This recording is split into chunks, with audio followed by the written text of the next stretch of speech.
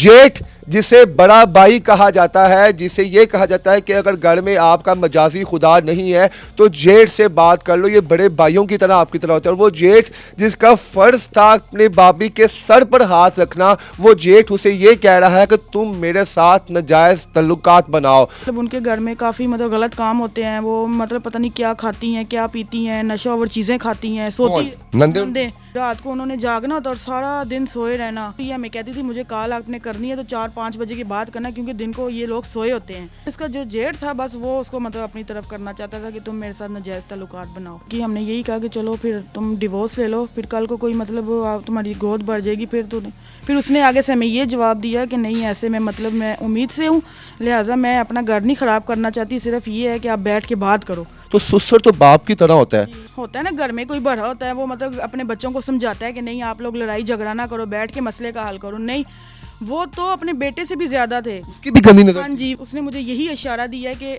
तुम अबू से बात करो, इतवार वाले दिन आके ये बैठ के बात करें, क्योंकि पीर वाले दिन 17 तारीख को इमरान की मतलब फ्लैट है, उसने चले जाना है।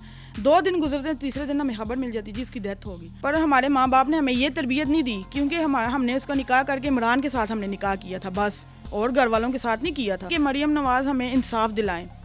वो कहती है ना कि मैं सबकी माँ हूँ, तो वो अगर हम अपनी बेटी को, ये वाली बेटी को इंसाफ दिलाएं। जी अस्सलाम वालेकुम नाज़रीन, मैं हूं आपका मेज़बान इर्तिज़ा भट्ट। 19 साल रिमशा जब उसकी शादी होती है तो वालिदैन इस सपने से उसको रुखसत करते हैं कि मेरी बेटी खुश और आबाद रहेगी।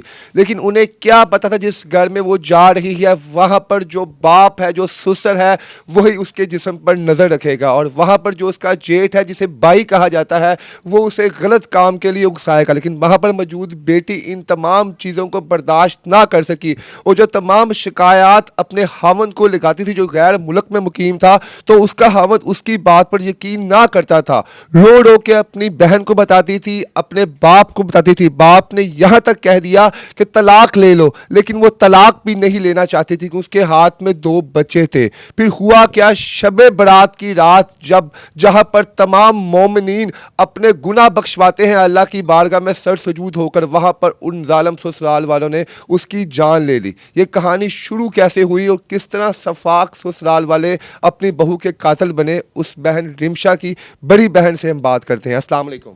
वालेकुम सलाम। कैसी है मेरी बहन आप? जी ठीक। अल्लाह पाक आपकी बहन को जन्नतों में जगह अता फरमाए। एक FIR हमारे पास आती है, उसमें ये लिखा जाता है जनाब कि आपकी बहन पर ससुराल वालों ने तशद्दुद किया और उसे जान से मार दिया है। ये बताएं कि आपकी बहन की पसंद की शादी थी? नहीं रिश्ता हुआ, शादी हो गई? जी, रिश्ता करवाया था। कितनी देर बाद आपको एहसास हुआ या आपकी बहन को एहसास हुआ था कि ससुराल वाले ठीक नहीं है, उसका हामन ठीक नहीं है? 6 माह बाद। 6 माह बाद? जी। 6 माह बाद आपकी बहन ने क्या कहा आपको आके? यही कहा कि उनके घर का कुछ माहौल सही नहीं है। पर हमने फिर यही कहा, हमें तो इस चीज़ का नहीं पता था, क्योंकि बहुत कम हमें मिलती थी वो। तो उसको फिर हमें अबू से बात की, हमने यही कहा कि चलो फिर तुम डिवोर्स ले लो, फिर कल को कोई मतलब तुम्हारी गोद बढ़ जाएगी फिर उसने आगे से हमें ये जवाब दिया कि नहीं, ऐसे में मतलब मैं उम्मीद से हूँ, लिहाजा मैं अपना घर नहीं ख़राब करना चाहती, सिर्फ ये है कि आप बैठ के बात करो। तो समझाओ इन्हें। हाँ जी, समझाओ। किस किस्म का उनके घर का माहौल था कि जो आपकी बहन इतनी की बदजन हो गई थी कि वहाँ पे एक पल नहीं रहना चाहती थी? यही आज़ाद लोग थे, मतलब वो यही कहती थी कि मतलब उनके घर में काफ़ी मतलब गलत काम होते हैं। वो मतलब पता नहीं क्या खाती हैं, क्या पीती हैं, नशा और चीज़ें खाती हैं, सोती। नंदे? नंदे 2 जी। क्या पूरी रात को नशा चलता था उनके हाँ घर में? जी, रात को उन्होंने जागना होता और सारा दिन सोए रहना। हमने हालांकि इसको एक आधी दफ़ा अगर कॉल भी करनी ना, तो ये हमें कहती थी मुझे कॉल आपने करनी है तो 4-5 बजे की बात करना, क्योंकि दिन को ये लोग सोए होते हैं। क्योंकि रात को क्या उनके घर में कोई लोग भी बाहर से आते थे? कोई ऐसे वैसे थे लोग यहाँ पे? नहीं, वैसे नहीं आते थे। बस ये होता था कि इसकी नंदे जो थी वो बाहर जाती थी। नंदे पूरी रात बाहर रातें गुजार के आती थी? बाहर जाती थी, गाड़ियों में जाना, उन्होंने वहाँ बाहर जाके कहीं पार्कों में बैठना। और ये तो बहुत कम इसको बाहर निकालते थे, मतलब इसने कभी मतलब डॉक्टर के पास चले जाना बस, या बच्चों लड़कियों ने जो उनकी नंदे थी उन्होंने कभी आपकी बहन को भी उकसाया था कि तुम भी हमारे साथ एक गलत काम पे चलो? नहीं, उसका जो जेठ था बस वो उसको मतलब अपनी तरफ करना चाहता था कि तुम मेरे साथ नाजायज़ ताल्लुकात बनाओ। जेठ उसका? हाँ जी, जेठ। क्योंकि इसने ना अपनी नंदों के साथ कभी इतना मतलब नहीं किया। नाजायज तल्लुकात उसका हावंद उसके पास नहीं था? नहीं, 6 माह तक तो इधर ही था। जब शादी हुई 6 माह बाद उसका हावंद कहाँ चला गया फिर? यहाँ पे ही था, मतलब 1.5, जब बच्चा भी हुआ है 1.5 साल तक यहाँ पे ही था। मतलब मियाँ बीवी की भी आपस में झगड़े वगैरह रहते थे, काफ़ी मतलब इनका घर का निज़ाम ख़राब हुआ था। पर इसने हमें आके कहना, पर हम यही कहते थे कि तुम अब कह रही हो मैंने घर भी अपना बसाना है। हम लोगों ने इमरान को भी, मेरे अब्बू ने बहुत समझाया कि तुम अपना घर देखो। बस वो आगे से ना उसने बात को मजाक में ले जाना कि आप अंकल टेंशन ना लें, सब कुछ सही हो जाएगा, ये हो जाएगा, वो हो जाएगा। 1.5 साल बाद वो बाहर चला जाता है। वो आउट ऑफ कंट्री चले हाँ जी, वो बाहर चला जाता है। जब वो बाहर जाता है, बाहर से मतलब फिर वो पीछे से इनके घर का निज़ाम और ज़्यादा हो गया, क्योंकि शोहर ही पास। ओपन ही मोल हो गया ना फिर। हाँ जी। तो हवन का डर था तो आपकी बहन को कुछ गलत गलत काम नहीं कहे जाते थे, लेकिन जब उसके जाने के बाद जेठ ने ओपनली उससे जो है हाँ जी, वो कहने लग गए कि अगर तुम ऐसा नहीं करोगी तो हम तुम्हें डिवोर्स दिलवाएंगे, जैसे भी अपने भाई से दिलवाएं, और बच्चे ले लेंगे। वो डर जाती, उसने आगे फिर हमें कहना। यानी को जेठ ये कहता था कि जनाब तुम मेरी बात मानो, तुम्हारा हवन तो बाहर है, जो मैं कह रहा हूँ तुम मेरी वो फरमाइश अगर तुम्हें ना मानी तो बच्चे हम ले लेंगे और तुम्हें धक्का देके बाहर निकाल देंगे। ऐसी है। हाँ जी, वो फिर काफ़ी दफ़ा जब बात इसके मतलब बर्दाश्त से बाहर हो जाना, इसने फिर अब्बू को जैसे भी उनके नंबरों से फ़ोन करना, जैसे भी हमारे साथ रब्ता करना। 1-2 दफ़ा तो मैं भी इसको लेने गई हूँ।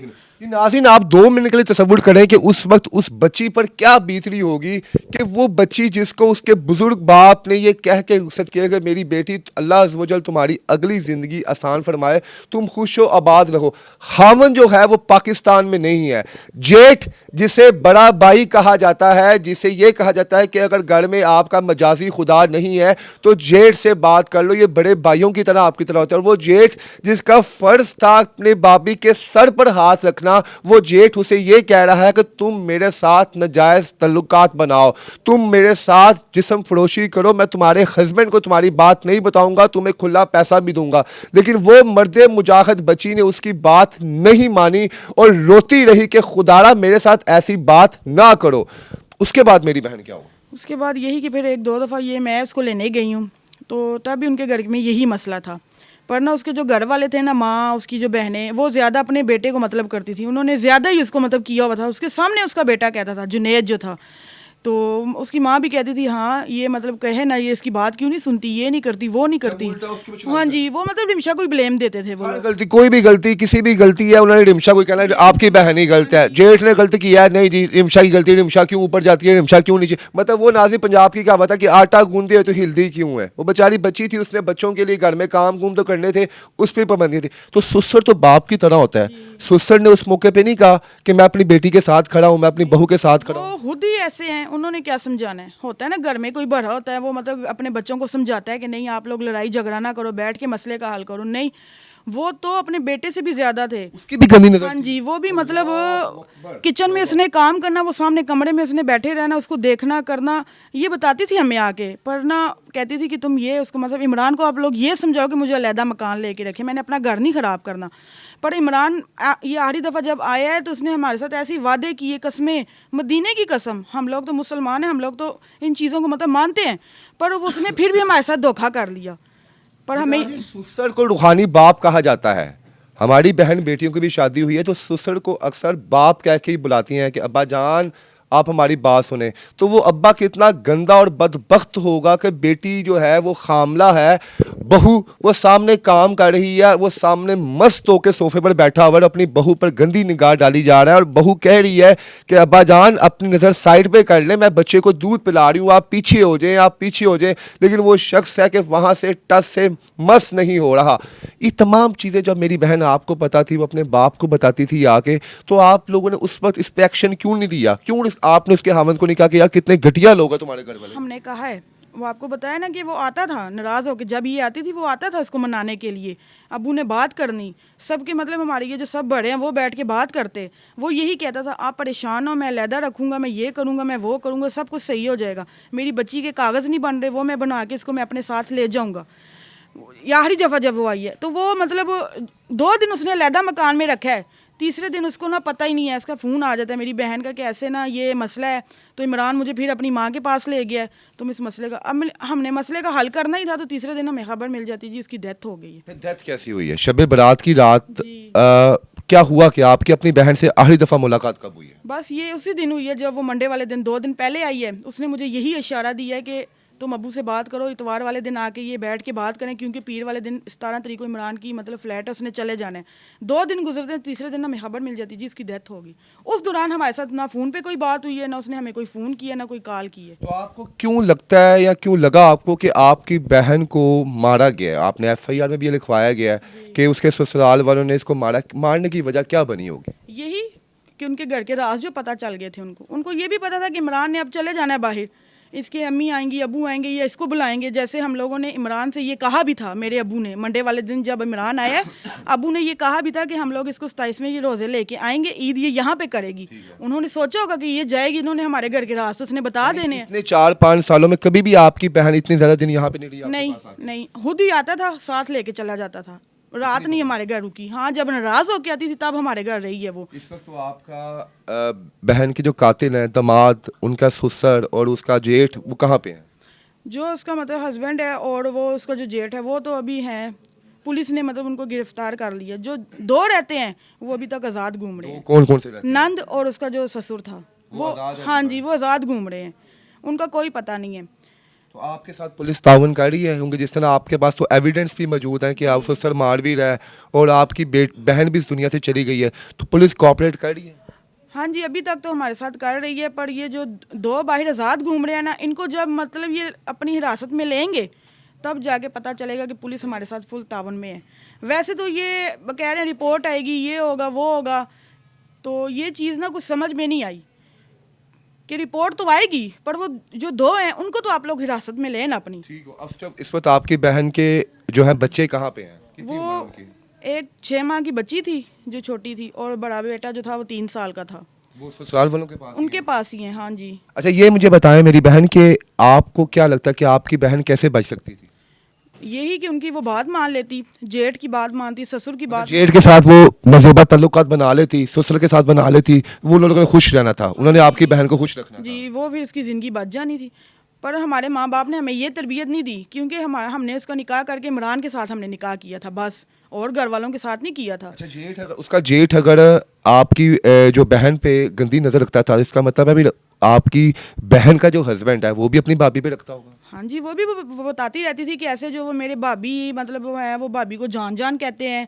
काफ़ी मतलब उनका मतलब देखने का तरीका, मतलब देर तक भाभी से बातें करना रात को, इसका मतलब आपस में मियाँ बीवी का झगड़ा भी रहता था अक्सर, कि मतलब कि तुम उसके साथ इतना मतलब फ्री हो, इतनी गंदी बातें तुम उसके साथ करते हो। वो किस किस्म की गंदी बातें वो करता था? मतलब कहते ही होंगे ना। गुस्सा होता है, हाँ जैसे मियाँ बीवी जी, में हाँ बातें होती हैं जी। कि तुम्हें कपड़े बड़े अच्छे लग रहे हैं, जी। तुम ये लग रही है, तो इस तरह का फ्रैंक वो किया फिर करते हो। बीवी सी जाहिर सी बात है, वो कहती थी तुमने आज तक मेरी तारीफ नहीं की, तुम उसकी कर रहे हो, वो तुम्हारी क्या लगती है, वो तो एक भाभी है ना। यानी कि उनका जो कंजराना किस्म का माहौल था, आम लफ्जों में कितना बेहुदा किस्म का उनका माहौल था। जी नाज़रीन, ऐसा माहौल में कोई भी शख्स अपनी बेटी को रखना नहीं पाएगा, और वो बच्ची जो रिमशा इस दुनिया में नहीं रही, वो चाहती भी यही थी कि मेरा हस्बैंड मुझे अलहदा रख ले, या रखना है तो मुझे अपने साथ रखे, ताकि उससे नज़र आए कि उसकी गैर मौजूदगी में उसका बाप और उसका जेठ मेरे साथ, मेरे जिस्म के साथ कैसा सलूक करते हैं।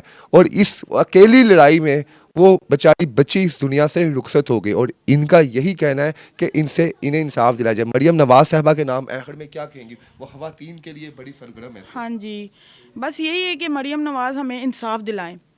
वो कहती है ना कि मैं सबकी माँ हूँ, तो वो अगर हम अपनी बेटी को, ये वाली बेटी को इंसाफ दिलाएं, पर आज तक ना ऐसा हुआ नहीं है। आज तक ये चीज़ मैंने सुनी नहीं है कि किसी मतलब मुजरिम को मतलब आजकल फांसी हुई हो या उसको सज़ा दी गई हो। उनके पास पैसा, उन्होंने निकाल के तो निकल आना बाहर। जी नाज़रीन, हज़रत साले की ऊँटनी पर जो जुल्म हुआ था, उसका तबाह और बर्बादी पूरी कौम को भुगतना पड़ी थी, और यहाँ पर तो ज़िंदा इंसानों के साथ जो जुल्म ज़्यादती हो रही है, पता नहीं हम लोगों के साथ क्या होगा। मुझे यकीन है कि मरियम नवाज साहिबा इन मुल्ज़मान को कटघरे में लाएंगी, और जो इस बच्ची रिमशा के साथ हुआ है उसके घर वालों को इंसाफ लाजमी दिलाएंगी। इस बच्ची की कहानी कैसी लगी, और आप क्या चाहते हैं जनाब उन मुल्ज़मान के साथ कैसा सलूक किया जाए, हमें कमेंट सेक्शन में लाजिम बताइएगा। इसके साथ मुझे आप इजाज़त दें। अल्लाह हाफ़िज़।